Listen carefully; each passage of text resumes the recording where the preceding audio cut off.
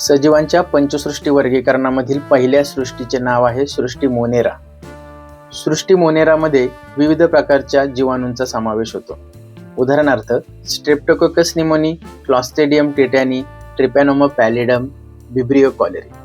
Monera सृष्टीमध्ये या जीवाणूंसोबतच नीलहरित शैवालांचा देखील समावेश होतो. मोनेरामध्ये समाविष्ट असलेल्या सजीवांची लक्षणे पाहूयात. या सजीवांचे प्रमुख वैशिष्ट्य असे आहे की ते एकपेशीय सजीव असतात. म्हणजे जीवाणू हे एकपेशीय असतात, तसेच नीलहरित शैवाल देखील एकपेशीय असतात. दुसरं महत्त्वाचं त्यांचं लक्षण म्हणजे ते स्वयंपोषी किंवा परपोषी असे असतात. आणि तिसरं महत्त्वाचं लक्षण म्हणजे ते आदिकेंद्रकी असतात. म्हणजे त्यांच्या केंद्रकाभोवती कोणतंही पटल नसतं.